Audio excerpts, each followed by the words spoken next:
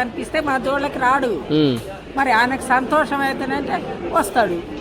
చెల్లించిందంటే ఇండ్లు పోతే మనసు చెల్లించదా? ఈ ఏదిలా ఎంత దుఃఖపడుతున్నాము చెప్పు, ఎంత బాధపడుతున్నాము. సంతోషంగా ఉంది ఆయనకు. వాళ్ళ అమ్మ కూడా ఈ ఏది కన్నా చిన్నదే ఉండొచ్చు ఇంకా, కానీ అది పద్ధతి కాదు. మరి ఎందుకు అంత ఇప్పుడు బఫర్ జోన్లో ఉంది అని చెప్పేసి వాళ్ళు అంటున్నారు. వాస్తవానికి మీ అపార్ట్మెంట్ బఫర్ జోన్లో కానీ లేకుంటే పర్మిషన్లు లేకుండా కట్టడం కానీ ఏమైనా ఉన్నదా మీ అపార్ట్మెంట్లో? అదే మా అపార్ట్మెంట్లో పర్మిషన్ లేకుండా కట్టడం లేదు, బఫర్ జోన్లో లేదు. బఫర్ జోన్లో ఉంటే పర్మిషన్ ఎట్లా ఇస్తారు? అవును, పర్మిషన్ అప్పుడు ఇచ్చిండ్రు కదా, ఇస్తేనే కట్టినాం కదా. మాదేమన్నా లెక్క తప్పుంటే చూపు మా బిల్డింగ్లల్లా వచ్చి చూపు తప్పుందని చెప్పు. నువ్వు ఎన్నో సింహాసనం మీద కూర్చొని అది అట్లుంది ఇది ఇట్లుంది అంటే అది పద్ధతి కాదు. ఎన్ని కుటుంబాలు ఉంటారు ఇక్కడ? 450 కుటుంబాలు. దాదాపుగా ఎంతమంది ఉంటారు? మరి ఒక్కొక్క ఇంట్లో ఎంతమంది ఉండరో నేను మొత్తం లెక్క పెట్టుకోలేదు. మా ఇంట్లో 11 మంది ఉండము, మా కింద బాపనోళ్ళ ఇంట్లో 11 మంది ఉండరు, మా పక్కల ఇంట్లో 9 మంది ఉన్నారు. అంటే గాంధీ సరోవర్ ప్రాజెక్టు కింద 5,000 కోట్లతోటి విగ్రహం కట్టాలని అనుకుంటున్నా. నేనేమంటున్నా 25,000 కోట్లతోన కట్టు. గాంధీ విగ్రహం ఉంది అక్కడ, ఇంకా 25,000 కోట్లు తెచ్చి అక్కడ బంగారుది పెట్టు.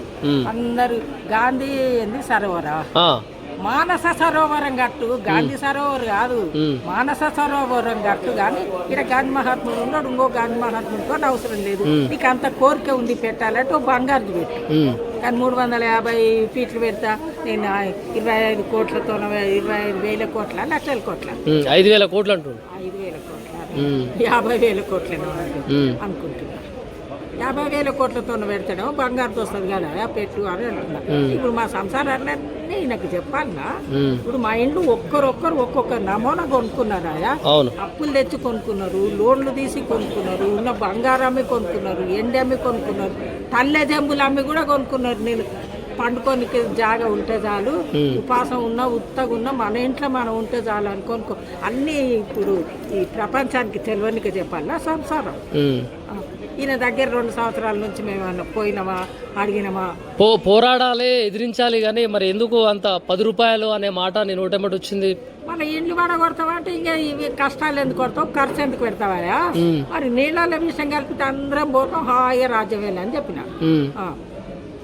ఇప్పుడు ప్రభుత్వం ఎక్కడన్నా భూమి కానీ ప్రభుత్వము భూమిని తీసుకోవాలని అనుకుంటే బుల్డోజర్లతోటి వస్తుంది. మరి బుల్డోజర్లు వస్తే ఏం చేస్తారు? మీ పరిస్థితి ఏంది? చెప్పినా కదా, బుల్డోజర్లు వస్తే రోడ్డు మీద వండుకుంటాం, మా మీదకి వెళ్ళి బుల్డోజర్లు కొని. కానీ ఏ ముఖ్యమంత్రి ఏ ప్రభుత్వం ఇటువంటి పని చేయలేదు, ప్రజలను ఇబ్బంది పెట్టలేదు. మరి మంచి పని చేస్తేనన్నా పేరు వస్తుంది, చెడ్డ పని చేస్తేనన్నా పేరు వస్తుంది. మంచి పని ఎట్లా శాతాన అయితే లేదు ఈయనకు. అందుకే ఇది గునుకున్నాడే పేరు రావాలి నాకు, నా పేరు చిరస్థాయిగా నిలబడాలని. కేసీఆర్ 10 సంవత్సరాలు పరిపాలించండి. ఎప్పుడన్నా మీకు నోటీసులు కానీ ఇట్లా కూలుస్తామని నోటీసులు ఇవ్వలేదు, నోటితోనే చెప్పలేదు. కానీ ఇంకా మాకు మంచినీళ్లు లేవంటే ఇమ్మీడియట్ గా మంచినీళ్ళు తెప్పించిండు, కరెంటు తెప్పించిండు, మాకు అన్ని విధాల సౌకర్యం చేసిండు. కానీ 200 పెన్షన్ 2,000 చేసిండు. ఆయన మహాత్యం ఈయన ముందర చెప్తే కూడా ఆయనకు తెలియదా? కానీ ఇంకా మేము పొగడమే ఎందుకు, మళ్ళీ కేసీఆర్ ని పొగుడు. ఉన్న వాస్తవమే మాట్లాడుకుందాం, మనం అలా ఉన్న నిజాలే మాట్లాడుకోవాలి. ఇదంతా అందరికి తెలుసు కదా కేసీఆర్ గారు ఎట్లా చేసిండు ఏం కథ అనేది.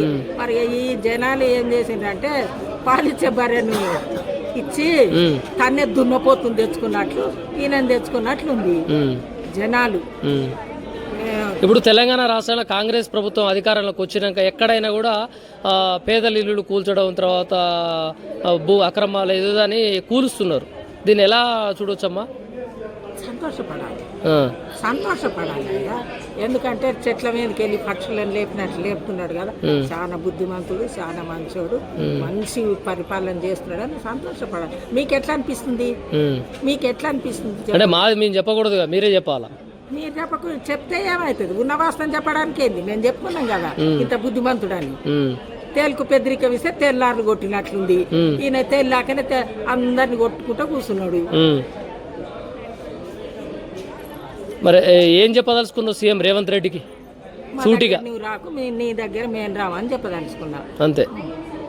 అంతే మా బిల్డింగ్ల దగ్గర నువ్వు రాకు, నిన్ను మేమేం అడుగుతలేము, అప్పు అడుగుతలేము, అర్ణం అడుగుతలేము, ఏది అడుగుతలేము. మా జోలికి కూడా నువ్వు రాకు, మీ జోలికి మేము రావని చెప్తున్నాం. ఒకవేళ మీ గోడు పట్టించుకోకపోతే ప్రభుత్వం గోడు పట్టించుకోకపోతే ఏమనాలో నువ్వే చెప్పు. అలాంటి వాళ్ళని ఏమనాలి? న్యాయస్థానానికి పోతారా? ఖచ్చితంగా పోతాం. ఎందుకు న్యాయం జరగకుంటే ఎక్కడ న్యాయం జరిగితే అక్కడ పోవాలి కదా. అవును. ఇప్పుడు అన్నం ఇంట్లో లేనప్పుడు ఎవరైనా సత్తా పెట్టిందంటే పోతాం కదా. అవును. అట్లే ఇది కూడా. రైట్ రైట్ అమ్మ, థ్యాంక్ యూ.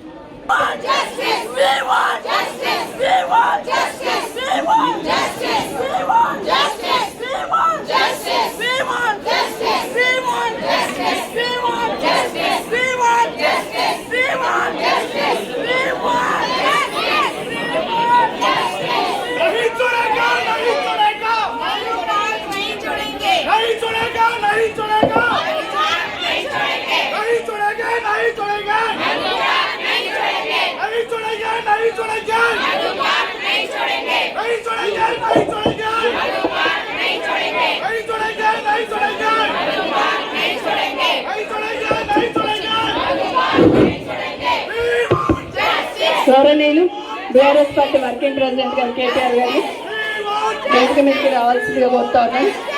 అట్లాగే ప్రశాంత్ రెడ్డి గారు, గౌరవ శాసనసభ్యులు మాజీ మంత్రివర్యులు శ్రీనివాస్ యాదవ్ గారు, మాజీ మంత్రివర్యులు ప్రస్తుత శాసనసభ్యులు వివేకానంద గౌడ్ గారు, గౌరవ శాసనసభ్యులు షమీపూర్ రాజు గారు ఎమ్మెల్సీ గారు, కాలేరు వెంకటేష్ గారు ఎమ్మెల్యే గారు, సుధీర్ రెడ్డి గారు ఎమ్మెల్యే గారు, గౌరవ